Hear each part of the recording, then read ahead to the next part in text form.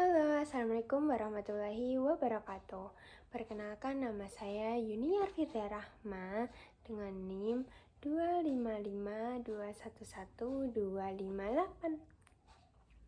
Oke, di sini aku akan menyelesaikan salah satu tugas dari matkul Dasar Ekonomi Islam yang diampu oleh Bapak Asep.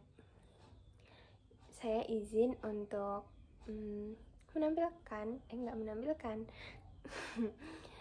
menyelesaikan tugas video dengan setoran hafalan 2 ayat. Oke, di sini saya akan memilih salah satu ayat dari Quran Surat Al-Baqarah, yaitu Quran Surat Al-Baqarah ayat 168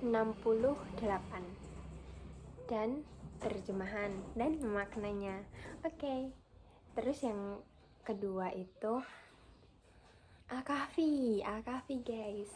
Al-Kahfi ayat 46.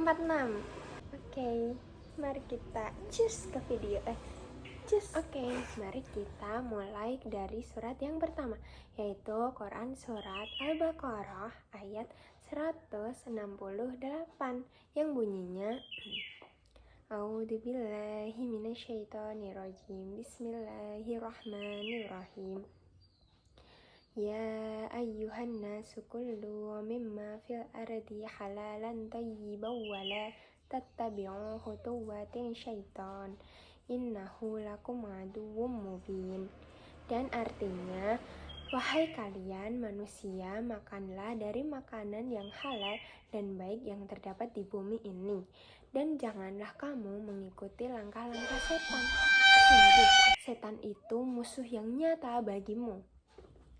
Oke, untuk makna dari surat Al-Baqarah ayat 168 ini, yaitu perintah Allah kepada seluruh umat yang ada di bumi ini nih, untuk kita itu memakan makanan yang halal, yang baik atau thayyib yang ada di bumi ini nih. Nah, makanan yang halal itu apa sih? Makanan yang halal itu adalah makanan yang tidak haram menurut syariat, baik dari zat atau cara mendapatkannya. Sedangkan kalau makanan thayyib itu makanan yang baik. Nah, makanan yang baik ini itu makanan yang bergizi, bermanfaat, tidak menjijikkan, dan tidak membahayakan untuk seluruh tubuh kita atau maupun akal.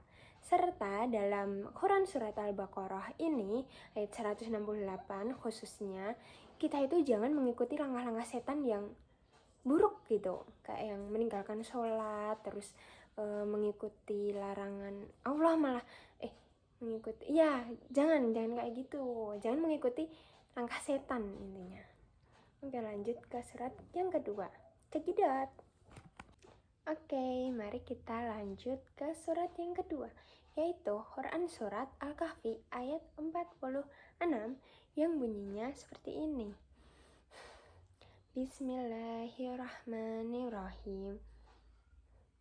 Al-malu wal banuna zinatul hayatid dunya wal baqiyatus salihatu khairun inda rabbika thawaban wa khairun amala. Dan terjemahannya, harta dan anak-anak adalah perhiasan kehidupan di dunia, tetapi amal kebajikan yang dilakukan terus-menerus adalah lebih baik pahalanya di sisi Tuhanmu dan lebih baik untuk menjadi harapan.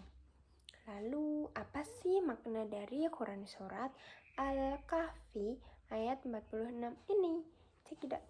Oke, untuk makna dari Quran Surat Al-Kahfi ayat 46 ini adalah bahwasanya harta dan anak-anak itu perhiasan duniawi yang sifatnya sementara. Iya, sementara selama kita ada di dunia ini, di bumi ini. Sedangkan amal saleh yang kekal seperti salat, zikir, dan kebaikan lainnya itu adalah yang lebih baik di sisi Allah pahalanya dan lebih berharga untuk kita di akhirat nanti. Karena ya dunia kita, kehidupan kita yang sebenarnya yang kekal itu nanti di akhirat.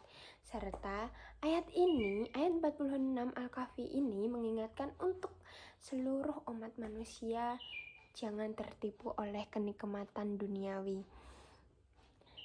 karena kita itu seharusnya fokus ya, lebih fokus untuk mencari bekal, melakukan amal saleh, fokus ke kebaikan-kebaikan yang pahalanya itu terus mengalir dan untuk menjadi bekal kita nanti di akhirat.